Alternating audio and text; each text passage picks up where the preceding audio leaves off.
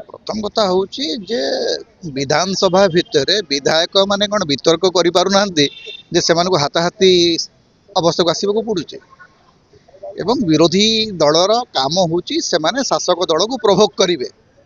शासक दलर दायित्व हूँ से ठंडा मुंडरे विरोधी को सामना करेंगे।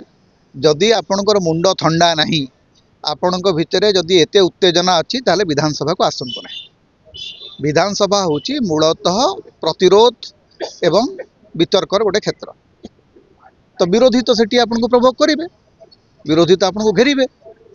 आपणकर दायित्व हूँ आपन जदि गोटे वक्तव्य देइचंती से वक्तव्य जदि गोटे विवादमान वक्तव्य ताकू आपन डिफेंड करंतु। जयनारायण मिश्र से दायित्व अच्छी से कैपेसिटी अच्छी से ताकू डिफेंड करि परिबे। सेटा न करिकरी से कलर कहीं धरुले धारावाहिनी पतिंकर एवं विधानसभा भितर हाथाहाथी पर्यंत कथा कहीं जाउछि एवं मंत्री मानकर जो भाया परिचालनागत दक्षता आम देखुचु से अत्यंत हास्यास्पद स्तर को चली आसानी। विधानसभा भितर संसदीय व्यापार मंत्री जहाँकर दायित्व हूँ विधानसभा चलैबा विरोधी दल एवं शासक दल भितर जोगसूत्र स्थापन करने मत तो लगुच से कौटी भूमिका निर्वाह एका करूना। मुकेश महालिंग संसदीय व्यापार मंत्री दायित्व हूँ उभय शासक एवं विरोधी पक्ष को एकाठी बसईकरी बाचस्पति जरिया विधानसभा को चलैया सुरुखुरु चलैया गोटे रणनीति स्थिर करवा। मत लगुना जे संसदीय व्यापार मंत्री से क्षेत्र में सफल होती। एवं जयनारायण मिश्र जो वक्तव्य देइचंती से वक्तव्य देवार 48 घंटा सरीगला से संपर्क में एपर्यंत भारतीय जनता पार्टी कि शासक दल कौन प्रतिक्रिया प्रकाश करना। तेणु स्वाभाविक भाव में गोटे कथा स्पष्ट हो जाऊँगी जे जयनारायण वक्तव्य पचर शासक दल समर्थन अच्छी, बीजेपी समर्थन अच्छी। बीजेपी चाहूँगी जे ओडिशा भाग भाग हो जाऊ ए वार्ताटा तो स्पष्ट हो गला।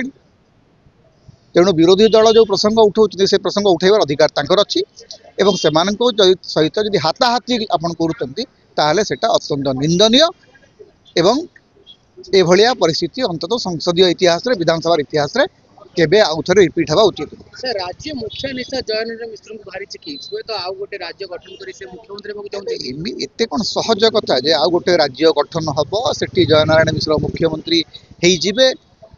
एटा कोन एते सहज हेइची ना एते सहज रे हेई जिवो। कारण राज्य गठन पई जो प्रक्रिया से प्रक्रिया तो ओडिशा विधानसभा बाट देकरी जीवो। ओडिशा विधानसभा संकल्प बिना तो आउ गोटे राज्य तैयारी हेई परिबो ना। विधानसभा रे आउ गोटे संकल्प गृहीत हबो से संकल्प पार्लियामेंट रे गृहीत हबो एते सहज कथा नुह। एवं लेजिस्लेटिव स्ट्रेंथ जहाँ अच्छी पश्चिम ओडिशार सेथरे सेटा एते सहज हबो ना कि संभव भी नुह। एवं से भलिया दाबी तो अनेक प्रकार दाबी होची, अनेक लोक अनेक प्रकार दाबी करचंती। जनमत उपर निर्भर करची, जन आंदोलन उपर निर्भर करची, लोकंकर इच्छा उपर निर्भर करची, सेटा भिन्न कथा।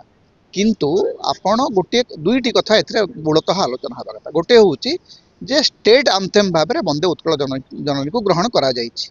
जेते दिन पर्यंत तार आईनगत वैधता एवं मान्यता अच्छी सेते दिन पर्यंत ताकू मानिबाकू जयनारायण मिश्र बाध्य। से कहि परिबे नाही जे मु एकुटिया ठिया हेबी नाही, आपण अमर्यादा करि परिबे नाही कोनसी स्टेट आंथेम को। That is very clear. कोनसी स्टेट आंथेम बा नेशनल आंथेम रो अवमानना होची गोटे आईनगत अपराध। से अपराध करुचंती जयनारायण मिश्र बारंबार करुचंती एवं सेथि पई तांकू कोनसी प्रकार रो दंड विधान करा हो नहीं। बीजेपी तांकू प्रश्न पचारि पारु नहीं, स्पष्टीकरण मागी पारु नहीं। तेणु बीजेपी असहायता मध्य पदारे पड़ जाउची। पूरा आपण एथर जदि विधानसभा रे देखिबे जे 9 मास भितर सरकार बड़ असहाय अवस्था रे अछि। चलै पारु नांती विधानसभा किंबा विधानसभा भितर निजर पक्ष रखिबाकू मध्य मुख्यमंत्री माने समर्थ हो नांती, संसदीय व्यापार मंत्री समर्थ हो नांती। केवल हो हल्ला चली से हो हल्ला भितर सरकार जेन केन प्रकार निजर जो जो सरकारी बिल गुड़िक अच्छी कौन सी गोटे प्रकार चल दौर विरोधी माने विधानसभा चलाइबा को देउना। आज्ञा सब एटा जो कहा जाए संसदीय परंपरा अनुसार विधानसभा चलाइबार दायित्व होची शासक दलर। एटा होची संसदीय नियम। आपण पार्लियामेंट भितर हो कि विधानसभा भितर सरकार दायित्व होची विधानसभा चलाइबा। विरोधी दल उपरे दोष लदिक्री जो सरकार माने कहती जे विरोधी पक्ष सरकार चलै दौना से माने दुर्बल सरकारी दल हेले ए प्रकार स्थिति हुए।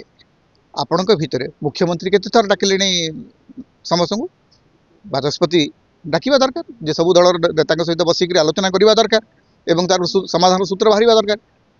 ଆପଣ କ'ଣ ଭାବୁଛନ୍ତି ଯେ ଓଡ଼ିଶାର ସବୁ ବିଧାୟକ ଜୟନାରାୟଣ ମିଶ୍ରଙ୍କୁ ସମର୍ଥନ କରିବେ? ଜୟନାରାୟଣ ମିଶ୍ର ଯାହା କହିଛନ୍ତି ତାକୁ ନେଇକି ତ ବିରୋଧ ହେବା ସ୍ୱାଭାବିକ।